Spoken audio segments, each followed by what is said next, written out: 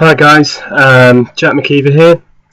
You may recognise me as the editor-in-chief of the Riviera music site, as well as a writer for Undertone magazine, which is obviously the greatest music magazine in the world. And today I'm going to be bringing you something a little bit different.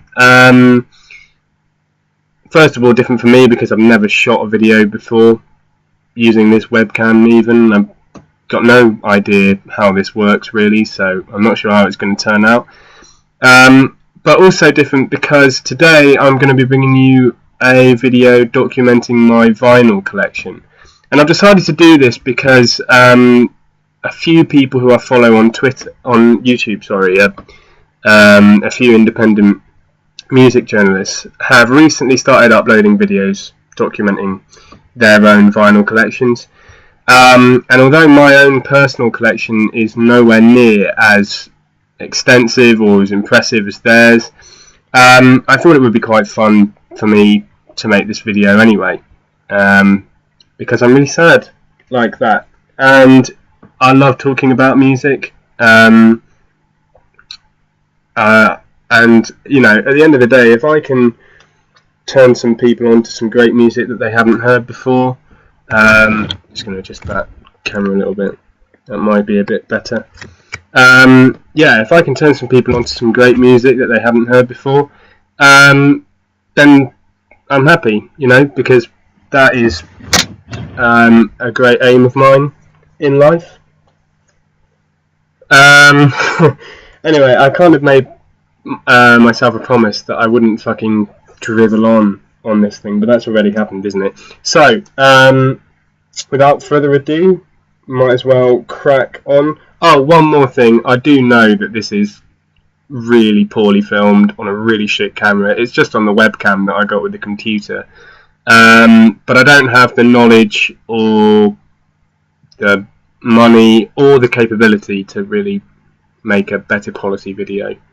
So you're just going to have to put up with this, I'm afraid. Right, kicking things off then. We're going to start with the 7 inches that I've got. God, that's a euphemism if ever there was one, isn't it? 7 inches. Start off with the 7 inches I've got. First up, we have Fixers, Pink Light EP. Fixers are a band from Oxford who I first discovered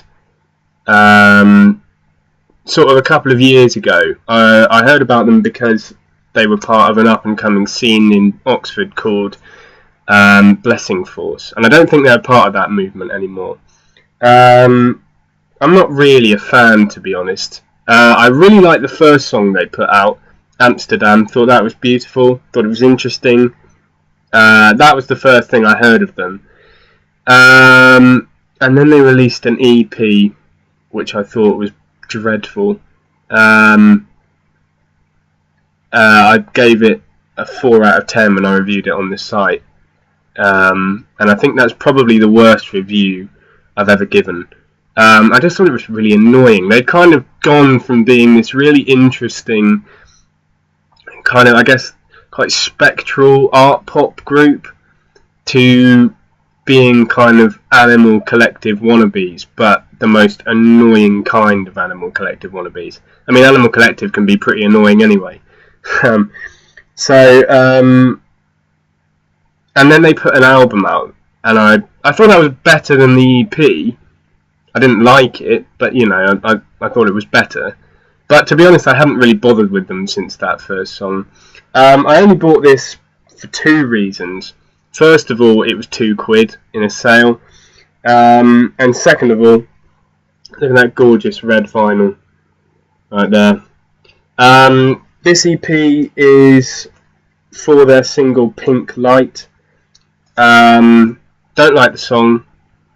I find it annoying. It's not terrible, but you know, it's not something I'm going to be listening to a lot, I don't think. However, that being said, on the flip side, there is a lovely remix of a track called Really Great World, and it's remixed by an alternative hip-hop group called Black Hearts.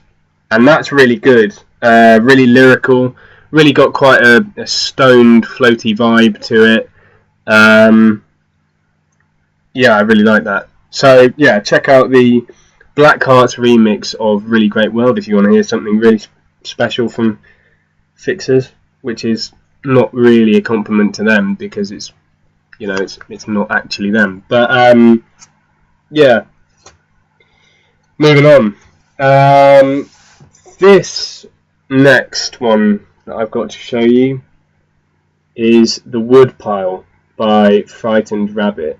Frightened Rabbit, anyone who knows me will know that they're one of my absolute favourite bands. They have been since about 2008 when I first heard their track The Modern Leper.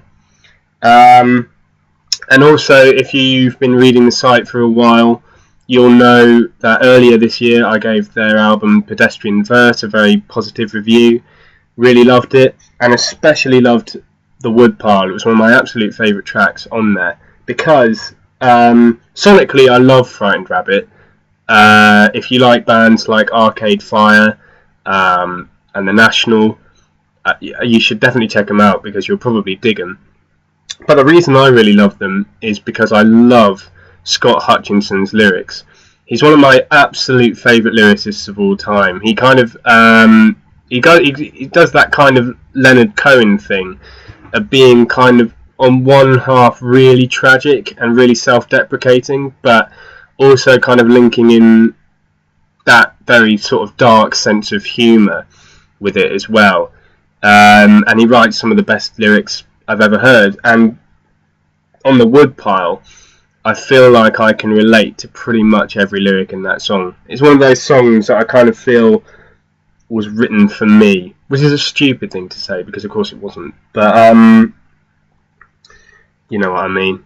Also on the flip side, there's another track called Today's Cross, which is also very nice. So yeah, if you see this 7-inch, definitely pick it up. Also, do pick up Pedestrian Verse because it is a very good release. And if you liked their previous stuff, you'll love it. And hopefully you'll love it if you've never heard them before. It's a good place to start. Okay, moving on. We've got more Frightened Rabbit. This is a collection of 7-inches. And basically, it's all the 4 singles from their previous album, The Winter of Mixed Drinks, which came out in 2010. I got given this by my now ex-girlfriend. I can't remember why she had them. I think she won them in a competition or something like that. Yeah, I'm not really sure. But she gave them to me because I know that she knew that I was a huge Frightened Rabbit fan. Still am.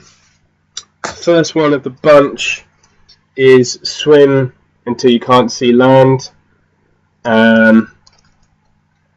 which is an absolutely cracking song. It's been one of my favourite Frightened Rabbit songs since the first moment I heard it. I used to think it was really depressing, but recently I've kind of come around to thinking actually maybe it's quite positive, and I think it is quite an uplifting song, and I think it's supposed to be uplifting as well. I don't think it's meant to be depressing. Next up, this is Living in Colour, which is not one of my favourite Frightened Rabbit songs. Don't really care for this song very much at all, actually. And it's got a really poor remix on the back by a guy called Andreas Lust, which I don't really like. But it's got cool artwork, designed by Scott, their lead singer himself, as is signed here. So that's pretty cool. Next up, The Loneliness and the Scream. It's another great song. And actually, what's really cool about this is that on the back, on the flip side, they've done a cover of Don't Go Breaking My Heart with Craig Finn from Hold Steady, who are another great band. If you haven't heard them, you should definitely check them out. So yeah, that's really cool. And finally, Nothing Like You, which is one of my absolute favourite Frightened Rabbit songs, has been since I heard it. It's one of their most popular songs, I think. It's one of their most upbeat, one of the most catchy. So yeah, so grateful to have acquired those. And now we are moving on to the full lengths, the 12 inches. And first up, we have the Black Keys, The Big Come Up. This is their first album. This was a present given to me by my brother. He got it in Urban Outfitters, who recently have started selling vinyl. Fucking hipsters. And yeah, I like this album a lot. It's mostly recorded with just the two of them, as all of their early work was, really, right up until Attack and Release. Yeah, it's a cool album. It's got some really cool stuff on it, like No Fun, which is a vinyl only song. And also, what I really love about some of these songs is that I read recently that they're more influenced by hip hop than they are by anything else. And there's a couple of songs on here, like 240 Years Before Your Time, The Closer, that have kind of like hip hop sampling in them, which is weird. But it works really well, and they make it sound good. So yeah, that's pretty cool. Nothing amazingly interesting about the vinyl, although it does have a nice double pressing on that. But yeah, it's a cool album. If you like the Black Keys, I'm sure you've heard it. If you don't, pick it. If you haven't heard it even, pick it up. It's very interesting to see kind of the evolution that they've gone from this to the band that they are now. So yeah, next up, this is something I was really happy to find for such a cheap price as well. This is A Certain Ratio, live in Groningen, 1980. Is that how you pronounce it, Groningen? Yeah, I think so. This is a really weird LP. It's a document of a gig that they did in a tiny little Dutch town, in a really small venue, and it was released before they'd even put out a full-length debut album. They only released a handful of singles prior to recording this, and actually they didn't even play any of them.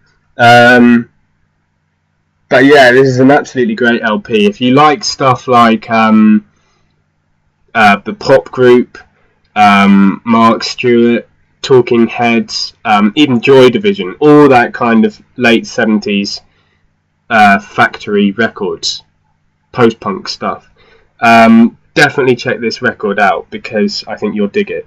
There's a track on there, the last track, Winter Hill, which is the longest track, almost 13 minutes long, and it's a really haunting, really kind of pulsating, rhythmic, hypnotic track, and yeah, it's brilliant.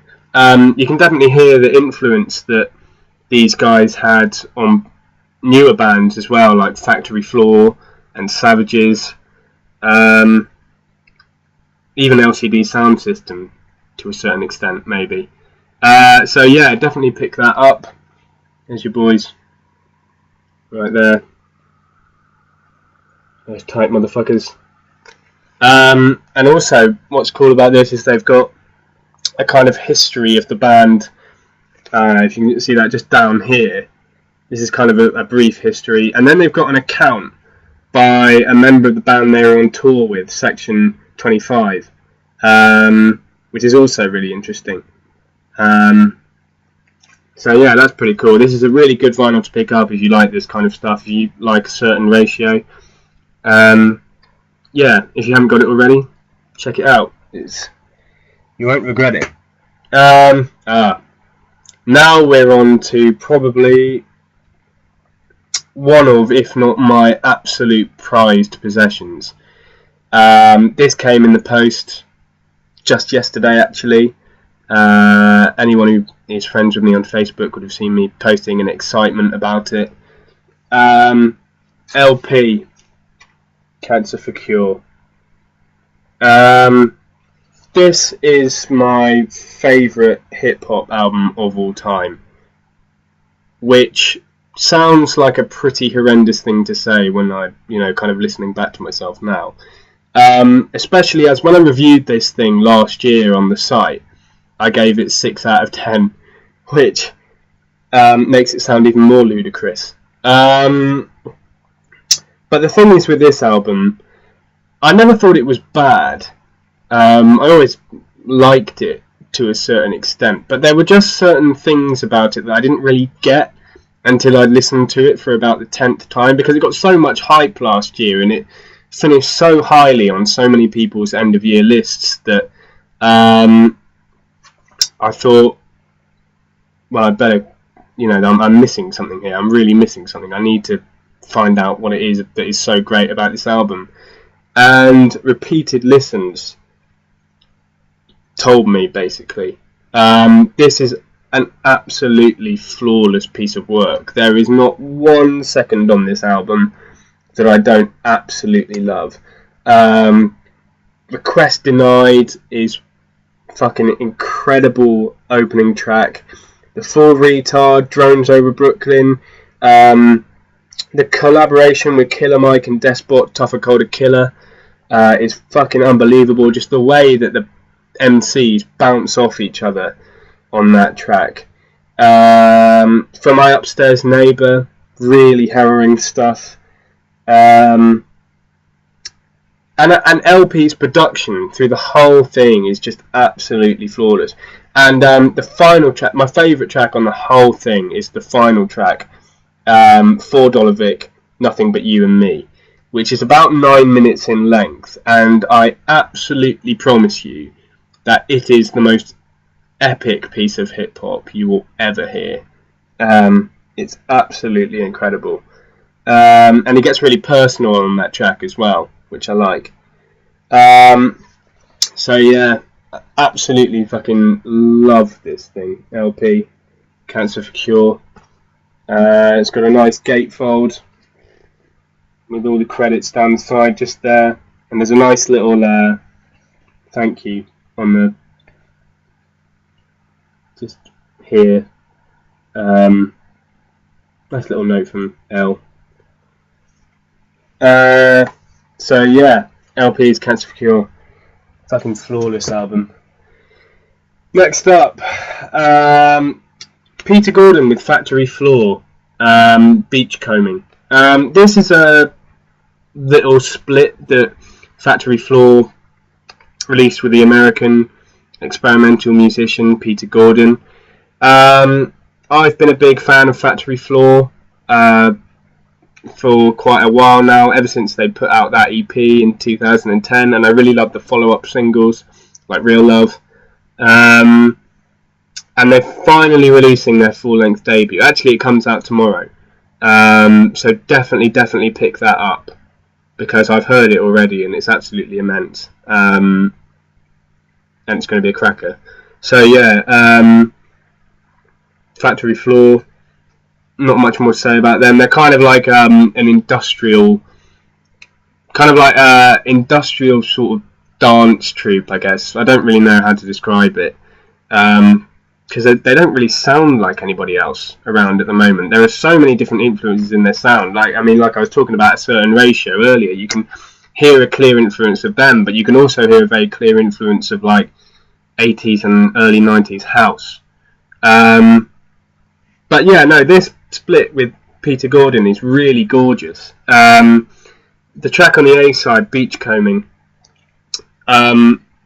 is about 14 minutes long, and it's really luxurious and lush, and lots of different sound effects, lots of different soundscapes, lots of different styles. There's a saxophone, there's all kinds of different instrumentation. It's really thick.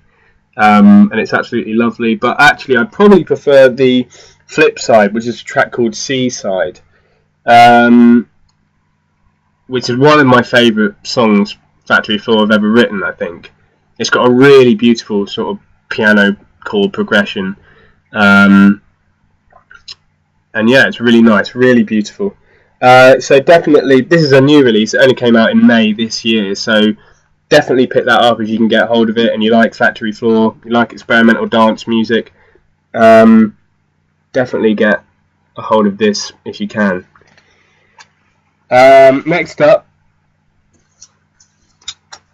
Johnny Cash, Silver. Again, this is one that I went into quite blindly. I've never really listened to Johnny Cash, to be honest. Everybody's heard Ring of Fire. I've heard a couple of other songs that I liked by him, but I've never properly sat down and given him a lot of time. And I saw this in a second-hand record store for £3, and I thought, looks pretty cool. Nice. Not particularly artistic, but it looks cool all the same. Sometimes simple is best. Yeah, I feel like a bit of a Republican congressman when I listen to this. It's all a bit sort of yeehaw, knees up cowboy, which is not. It sounds stupid because I know that he's generally considered to be one of the greatest country singers of all time. But I wasn't expecting it to be quite that full-on country. I really like the first track, actually. The L&N Don't Stop Here Anymore. I really like that one. That's a beautiful track. There's lots of instrumentation, very expansive sound. But yeah, I have to say that I don't really care for the rest of the album. Probably not going to be listening to this that often, to be honest. But I do like this picture of Johnny, just there, looking like a boss. So yeah, moving on. You know how I said the LP vinyl was one of my prized possessions? This is the other one. Joy Division's Closer. What is there to say about this album, man? It's just fucking flawless from start to finish. I probably like it more than Unknown Pleasures. Unknown Pleasures is like the classic Joy Division album. This one doesn't seem to get so much. I mean, it is a very respected album, but it's not quite deemed the critical standard of Unknown Pleasures. But I much prefer this. I think it's darker than Unknown Pleasures. I think sonically it's a lot more expansive than Unknown Pleasures, which is what I really like about it. It's a lot more harrowing, I think. It's got some of my absolute favourite Joy Division. I mean, every track on here is incredible, but ones that really stand out to me, Passover, Colony. Colony is probably my favourite, instrumentally my favourite Joy Division track ever. It's just so numbing, just that bass and the drums and repetitive rhythm. It's just so hypnotic. Obviously classics like Isolation, 24 Hours, and the closer, Decades, of course. It's one of the most majestic pieces of music ever written.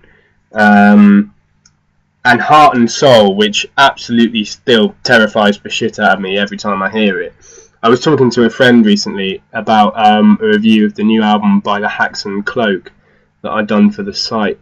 And I was saying that it's not often that music genuinely terrifies me, but that Haxon Cloak album really does. And so does Heart and Soul. Every time, just shivers up and down my spine throughout the whole song. So yeah, Closer, absolutely incredible album. It would easily make my top 10 albums of all time, I think. Yeah, it's pretty special. Almost at the end. Last lucky for you lot. This is something else I was really happy to find. Because these are two of my favourite singers of all time. And although it is essentially just a greatest hits collaboration, it's, you know, what I love about it is it just reminded me of how incredible these songs really are. This is Marvin Gaye and Smokey Robinson's love songs. It's got all the tracks on here. All of you are gonna know, like Sexual Healing, Smokey Robinson's Just to See Her, Come Round Here, I'm the One You Need, Tears of a Clown, Let's Get It On, Heard It Through the Grapevine. They're all classics, you know. They're all tracks that you'll have heard hundreds of times before. But when you have it on vinyl and you put it on a record player, and it just sounds impeccable, the songs really hit home hard with just how groovy and just how great they are. Just greatly composed songs and brilliantly written as well. So yeah, that's pretty much. If you don't own a copy of this and you've got a boyfriend or a girlfriend or a fuck buddy or whatever, grab a copy of this, invite them over for dinner, a few glasses of red wine, and I stick this on in the background, and I guarantee you will have a very sensual evening. So yeah, that's pretty much all I've got to say. This is easily the sexiest thing I own. So yeah, and with that done, that is it. 27 minutes. This has been a fucking waste of time, hasn't it? Sorry if you've got bored watching this, but I've enjoyed doing it. Like I said, because I'm really sad. I don't know when there'll be another one of these, if ever. Probably when I get some more vinyl. That would be a good time to do it, wouldn't it? Yeah, so next time I get a slew of records in, I will probably do an update video. Any feedback on this is very much appreciated. Should I do any more? Has this been as fucking horrendous as I think it has? And yeah, that's pretty much it. Until next time, peace out.